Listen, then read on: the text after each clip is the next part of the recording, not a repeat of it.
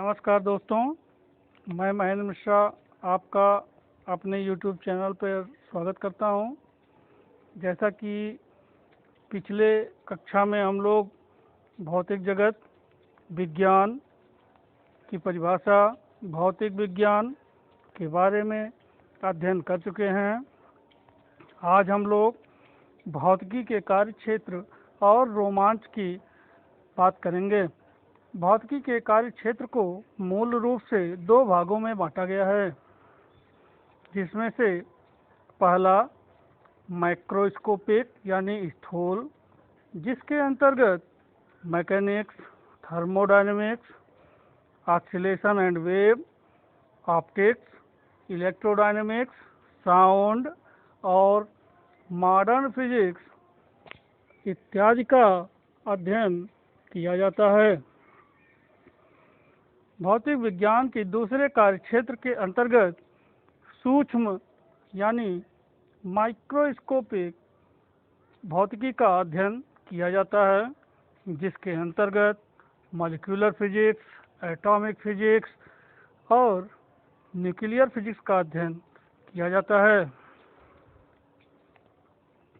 भौतिकी का कार्यक्षेत्र अत्यंत रोचक है, क्योंकि इसमें ब्रह्मांड के छोटे कणों से लेकर बड़े कणों तक का अध्ययन किया जाता है।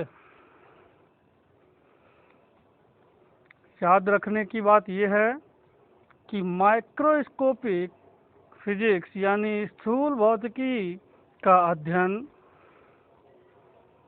क्लासिकल फिजिक्स, चिरसम्मत भौतिकी के सिद्धांतों के आधार पर किया जाता है, तथा सूक्ष्म भौतिकी यानी माइक्रोस्कोपिक फिजिक्स का अध्ययन क्वांटम फिजिक्स के आधार पर किया जाता है। वर्तमान में एक नया क्षेत्र उजागर हुआ है, जिसे मियोस्कोपिक फिजिक्स यानी मध्याकार भौतिकी के नाम से जाना जाता है, जिसके अंतर्गत communication system, nano technology and electronics इत्यादि का अध्ययन किया जाता है। अब हम लोग प्रकृति में पाए जाने वाले मूल बलों का अध्ययन करेंगे। मूल बलों से तात्पर्य यह है कि ये बल प्रकृति द्वारा सभी जीवों पर लगाए जाते हैं। ये मुख्य रूप से चार होते हैं, जिसमें से पहला गुरुत्वाकर्षण बल है। गुरुत्वाकर्षण बल पिंडों में स्थित द्रव्यमान के कारण पृथ्वी द्वारा उन पर लगाया जाने वाला आकर्षण बल है। दूसरा बल, जिसे विद्युत चुंबकीय बल कहते हैं, यह बल किसी आवेशित कण के कारण आकर्षण या प्रतिकर्षण का अनुभव कराता है। आवेशित कण से तात्पर्य यह है कि जब किसी दो वस्तु को आपस में रगड़ा जाता है, तो रगड़ने के उपरांत उन वस्तुओं में हल्की वस्तुओं को आकर्षित करने का गुण विद्यमान हो जाता है, जिसे हम ये कहते हैं कि रगड़ने के उपरांत वह वस्तु आवेशित हो गई है। अब हम लोग भौतिकी के नियमों की प्रकृति की चर्चा करेंगे। भौतिकी का नियम सार्वत्रिक है, अर्थात ब्रह्मांड के किसी भी स्थान पर इन नियमों का उपयोग किया जा सकता है, किंतु विभिन्न प्रक्रियाओं में कुछ भौतिक राशियां समय के साथ परिवर्तित हो जाती हैं। उनमें से कुछ राशियां ऐसी भी होती हैं जो समय के साथ परिवर्तन नहीं करती। उन्हें संरक्षित राशियां कहते हैं, तथा जिस नियम के आधार पर वह अपने को संरक्षित रखती हैं, उसे संरक्षण का नियम कहते हैं। कुछ संरक्षण के नियम नीचे दिए गए हैं। उनमें से पहला यांत्रिक ऊर्जा का संरक्षण, दूसरा ऊर्जा संरक्षण का नियम, तीसरा रेखीय संवेग संरक्षण का नियम, चौथा कोणीय संवेग संरक्षण का नियम, पांचवा आवेश संरक्षण का नियम और छठा द्रव्यमान संरक्षण का नियम है।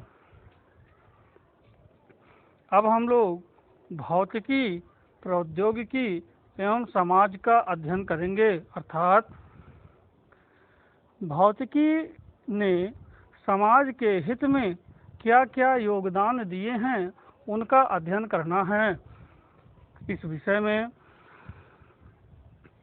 ऐसा माना जाता है कि प्रौद्योगिकी ने भौतिक विज्ञान के नियमों, सिद्धांतों इत्यादि का उपयोग करके नए नए यंत्र, उपकरण और युक्तियों का निर्माण करके उत्पादन में वृद्धि कर ली है, जिससे सामाजिक स्तर, व्यवस्था तथा संरचना में परिवर्तन आए हैं। कभी कभी नवीन प्रौद्योगिकी भी भौतिकी को जन्म देती है, तो कभी भौतिकी नवीन प्रौद्योगिकी को जन्म देती है। उदाहरण सिलिकॉन चिप, जिसकी सहायता से कंप्यूटर क्रांति हुई। संचार व्यवस्था, electronics, hydro power generator, thermal power generator, steam engine, diesel engine etcetera.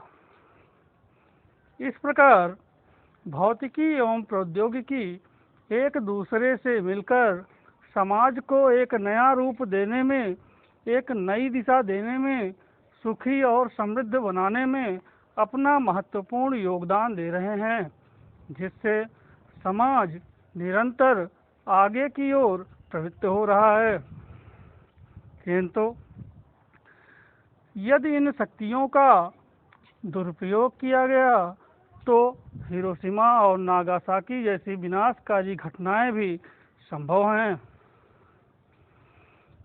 अब हम लोग भौतिकी का अन्य विषयों से संबंध का अध्ययन करेंगे। जैसा कि हम लोग जानते हैं कि संपूर्ण ब्रह्मांड दो वस्तुओं से मिलकर के बना है, द्रव्य एवं ऊर्जा।